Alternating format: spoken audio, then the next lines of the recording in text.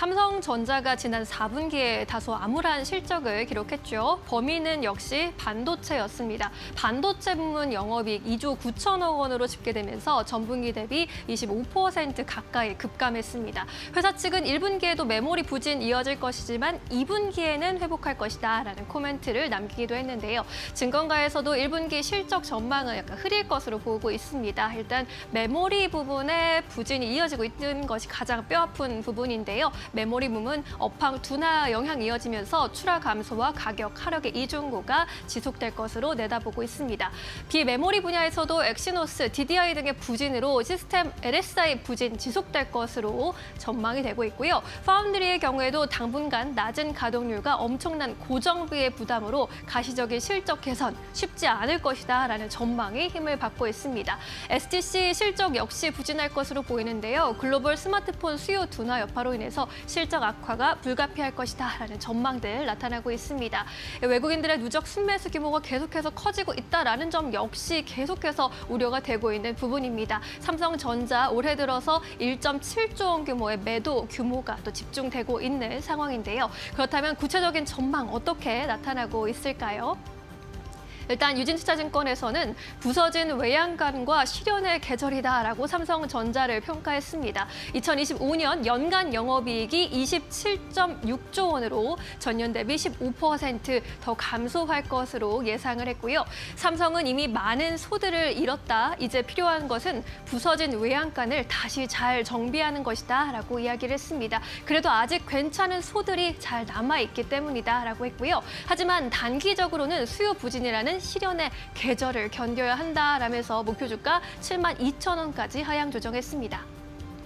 한국투자증권에서도 4분기 실적 리뷰를 마린못이라고 했습니다. 말을 잊지 못하겠다라고 한 건데요. 아직 첩첩상중이라면서 미국의 AI 반도체 대중 수출 통제로 인해서 1분기에 HBM 매출 다시 감소할 우려가 크다고 바라봤습니다. 파운드리 비용 역시 상승하면서 조 단위의 적자가 1분기에도 지속될 것으로 전망을 했고요. 1분기에 실적 바닥을 지지한 이후에 주가 반등의 기회를 모색할 수 있을 것이라면서 1분기까지는 다시 한번 실적이 내려앉을 것이라고 보고 있습니다. 목표 주가 71,000원까지 하향 조정했고요. 이 밖에도 목표 주가를 68,000원까지 바라보고 있는 목표 주가 하향 리포트들이 계속해서 나타나고 있는 상황입니다. 이제 투자자들은 삼성전자의 변화를 절실하게 기다리고 있습니다.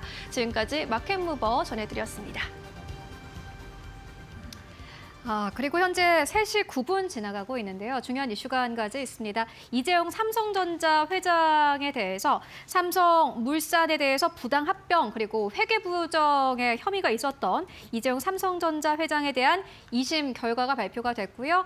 무혐의, 무죄로 선고를 받았다고 합니다. 앞서서 1심에서도 무죄로 선고를 받은 바 있는데 오늘 다시 한번 무죄로 선고가 됐습니다. 오늘 또 보니까는 삼성물산 주가가 전체 지수 대비해서도 괜찮은 흐름을 나타내고 있는 상황이고요. 고법원에서는 삼성물산과 제일모직의 합병 보고서가 조작됐다라고 판단하기는 어렵다라는 결론을 내렸습니다.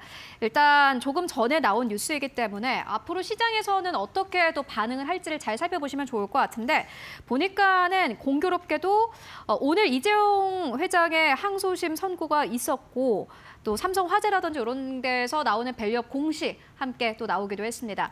일단 2심에서는 무죄를 받았다.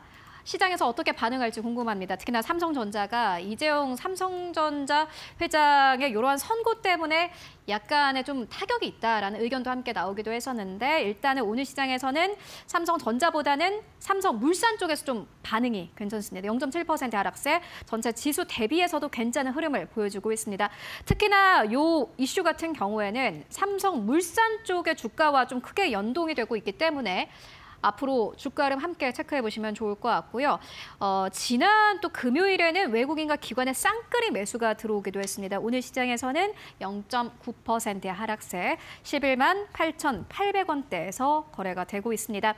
2심에서 무죄를 선고받은 이재용 삼성전자 회장, 그리고 앞으로의 주가 흐름 여러분들 함께 체크해보시면 좋을 것 같고요. 이어서 두 분과 함께 또 주가 이야기 나눠보도록 하겠습니다. 먼저 첫 번째로는 박근호 이사님께서 가지고 오신 기업입니다. 아마 오늘 또 시청자분들이 굉장히 궁금해하실 기업일 것 같기도 한데 최근 한국 시장에서 경동 나비엔 빼놓고는 뭐 이야기할 수 없을 정도로 주가가 꽤나 괜찮았고요. 그런데 실적을 발표한 이후로부터 주가는 떨어지고 있고, 그런데 반대로 주가 떨어졌을 때부터 외국인들의 수급은 오히려 유입되고 있습니다. 경동나비엔 지금 보니까 오늘 장중에는 77,900원대까지 빠지기도 했거든요. 네. 긍정적으로 보셔서 가지고 오신 걸까요? 네, 그렇죠. 경동나비엔이 이제 3거래일 연속 빠지고 있는데 오늘은 거의 보합권이라고 봐도 무방할 것 같습니다. 주가가 왜 빠졌는지를 정확하게 좀 판단을 해보면 이 주가가 다시 회복을 해줄 수 있는 수준인가라는 것을 이제 어느 정도 짐작을 할 수 있는데, 시장에서 이제 기대감이 너무 크기 때문에, 그러니까 이런 식으로 표현을 하죠. 이제 컨센서스가 높으면 어닝 서프라이즈는 없다라는 식으로 이제 표현을 하는데, 일단 다 좋았죠. 영업이익만 빼곤 다 좋았습니다. 이제 전년 대비 다 살펴보면 매출 같은 경우도 역대 최고치를 기록을 했고요. 그다음에 당기순이익도 굉장히 좋았습니다. 영업이익이 안 좋은데 당기순이익이 어떻게 좋아라고 생각을 하실 수도 있는데, 외와 이제 평가이익이 좀 증가를 했고요. 지배주주 순이익 당연히 좋을 수밖에 없고, 영업이익만 좀 소폭 하락을 했습니다. 이제 나쁜 게 아니라 기대치가 높았기 때문에 이제 이게 더 나빠 보이는 어떤 그런 효과를 좀 보고 있는 상황인데, 그럼 영업이익이 왜 축소됐냐? 컨센서스 대비해서 이 부분 좀 살펴보면, 미국 쪽에 이제 매출이 굉장히 많고 수출이 70%가 넘는 기업이기 때문에 외국 쪽에서 이제 신제품을 내놨을 때 프로모션할 때 비용이 굉장히 많이 들거든요. 그리고 외국에서 판관비 같은 경우도 다 달러로 해야 되기 때문에 그쪽에서 좀 약간 손실이 있었다라고 경동나비 좀 직접 밝히기도 했습니다. 이거는 앞으로도 들어가는 비용 아닌가요? 그렇죠. 근데 이제 프로모션 같은 경우는 이제 계속 하는 게 아니니까. 근데 어떤 제품에 대해서 프로모션을 했는지 잠깐 설명을 드리면, 미국에서 이제 가장 많이 쓰는 난방 방식이 이제 퍼네스라는 방식인데, 경동나비 이제 온수 보일러고 미국은 퍼네스인데, 퍼네스가 뭔지 쉽게 설명을 드리면, 우리 호텔 가면 에어컨도 없고 어떤 난방 장치도 없는데 무슨 이렇게 길 따른 구멍 같은 데서 이제 찬바람, 뜨거운 바람이 나오잖아요. 그 이제 퍼네스라는 방식인데, 지금 경동나비엔이 진출해 있는 온수 보일러 시장 대비해서 6배나 높은 시장이라고 합니다. 대부분 그걸 쓴다는 소리죠. 연간 470만 대 규모인데, 경동나비엔이 이제 그쪽에 진출을 해서 이제 그쪽 시장을 얼마나 좀 침투를 하고 마켓쉐어를 올리느냐가 이제 관건인데, 정리를 하면 제가 봤을 때는 시장에서 오히려 올랐어도 할 말이 없는 실적이었거든요. 근데 좀 약간 이어령, 비어령 같은 그런 좀 느낌이 들긴 합니다만은, 아무튼 오늘은 좀 시장 대비해서 잘 버티고 있고, 그 전거래일, 전전거래일의 급락은 글쎄요, 좀 설명이 되지 않는 좀 과도한 하락이다. 좀 주가가 좀 싸졌다. 이렇게 보시면 될 것 같습니다. 그런 의견도 있더라고요. 겨울이 생각보다 안 추워서 네. 앞으로는 좀 잘 모르겠다라는 의견도 있는데, 어떻게 생각하세요? 너무 좀 살짝 단순한 의견이긴 한데, 그런 것도 있고요. 근데 이게 사실 주가는 그런 미묘한 심리로 움직이기 때문에 그것도 무시할 수는 없지 않을까 하는 생각도 들고, 어떻게 생각하세요? 안 춥다라고 해서 이런 보일러나 이제 퍼네스 같은 걸 집에서 설치를 안 할 수는 없거든요. 그래서 가장 중요한 건 미국의 이제 신규 주택 착공 건수가 중요하긴 한데, 그죠. 그게 제일 중요하죠. 근데 미국 사람들도 이제 그 바닥이 따뜻한 이 경동나비에는 이 온수 보일러 쓰면 못 돌아간다고 하더라고요. 이 보일러 맛을 한번 네, 이제 보면은 맞습니다. 돌아가기 힘들 것 같아요. K 보일러라고까지 이제 표현을 하니까. 네, 알겠습니다. 경동나비엔 제품만의 강점으로 앞으로 괜찮은 실적 보여줄 거고, 앞서서 나왔던 실적, 어떤 실적을 내놨어도 사실 시장에서는 분명히 매물이 나왔을 거다. 그렇기 때문에 지금 가격이 좀 저렴해진 것으로 보이니 매수 의견이다라고 좀 정리를 해보고 가도록 하겠습니다. 이어서 두 번째 기업 만나보고 갈게요. 두 번째 기업은 유니드입니다.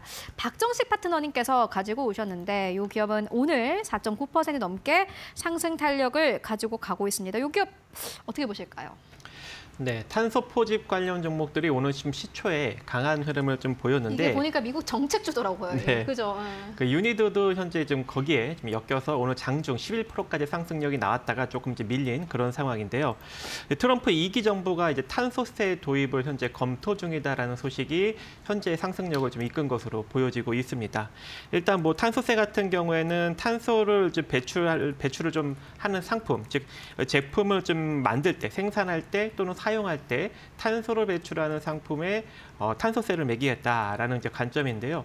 그렇기 때문에 아무래도 이 탄소 포집 관련 종목들이 다시금 또 움직일 수 있는 여력이 존재하고, 특히 이제 유니드가 주력으로 생산하는 이 가성칼륨과 탄산칼륨이 이 탄소 포집 이제 재료로 활용이 되고 있는 그런 상황이기 때문에, 흡수제로 활용이 되고 있기 때문에 아무래도 이제 부각을 받을 수 있는 가능성이 매우 높은 그런 상황이고, 이 탄소 포집 이슈는 앞으로도 계속적으로 조금 이제 불거질 것으로 보여집니다.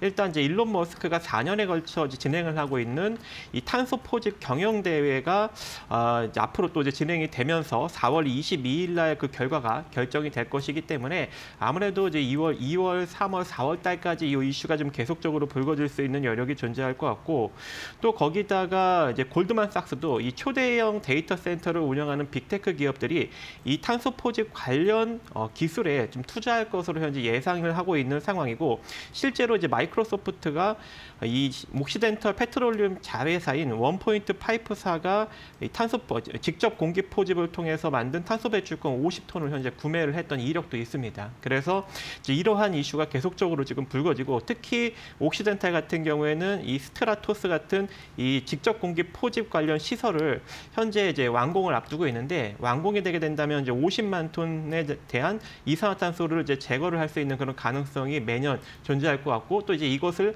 향후 이제 100개까지 더 증설을 하겠다라고 지금 언급을 하고 있는 상황이기 때문에 이슈가 계속적으로 불거질 수밖에 없겠죠. 그래서 유니드 같은 경우 지금 바닥권이기 때문에 여러분들이 관심을 가져볼 필요성이 존재할 것 같고, 실적도 지난 2023년에 영업이익이 저점을 찍고 다시금 또 2024년에는 살아나고 있는 그런 흐름을 보여주고 있고, 2025년에는 올해는 더욱더 증가될 수 있는 여력이 현재 존재하거든요. 그래서 실적까지도 받쳐주고 있는 저평가된 회사다. 그래서 지금 68,000원 이하로 여러분들이 잘만 모아 가신다면 120선을 돌파하는 강력한 시세를 조만간 한번 맛볼 수 있을 것 같고, 단기적으로 이제 저항력은 77,000원인데 이 자리를 돌파한다면 88,000원 정도 자리까지도 바라볼 수 있을 것 같습니다. 그래서 지금부터 한번 잘 관심 있게 지켜보시기 바라겠습니다.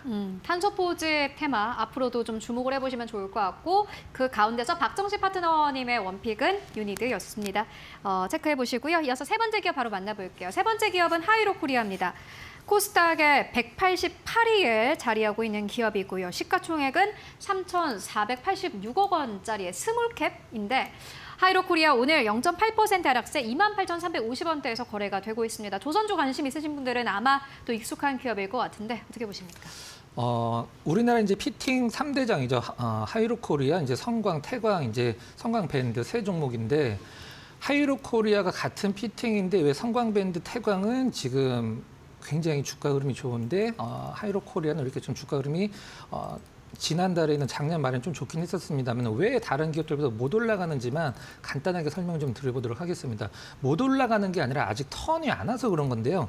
이제 성광이나 태광이 하는 것은 용접용 피팅이라고 하고, 이제 하이로코리아가 하는 거는 이제 개장용 피팅이라고 하는데, 차이를 그냥 간단하게 설명드리도록 할게요.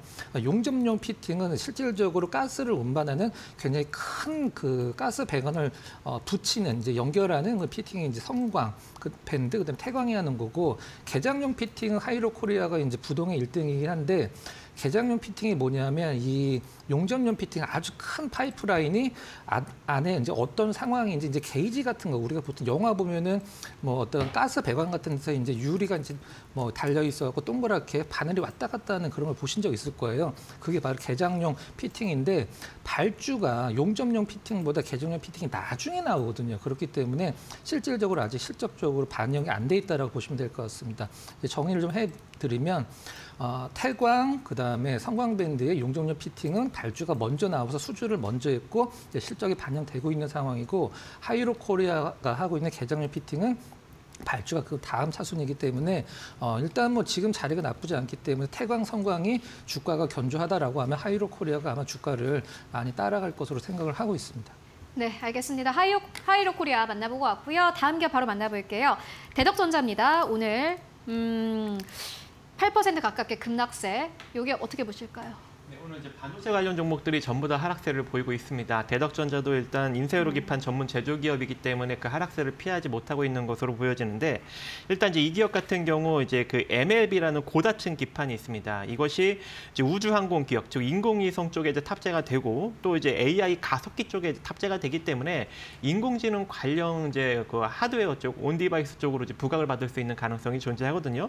특히 이제 AMD가 이번에 새롭게 개발한 MI325X라는 이제 인공지능 AI 가속기 칩이 있는데, 여기에 이제 탑재가 될 수 있는 가능성이 매우 높은 그런 상황입니다. 또 실적 또한 이제 저점을 달리고 본격적으로 턴 어라운드 되고 있는 상황이기 때문에 지금과 같이 좀 기술적으로 시장 하락력과 맞물려서 빠졌을 때 우리가 저점 매수로 공략을 하시면 좋은 결과를 만들어갈 수 있을 것으로 판단이 되고 있고, 기술적으로 16,600원, 그러니까 지금 17,000원대부터 16,600원 정도 분할로 한번 모아가시고, 그리고 다시 한번 반등력이 강력하게 나타난다면 21,000원 정도 자리까지 빠르게 올라갈 것 같습니다.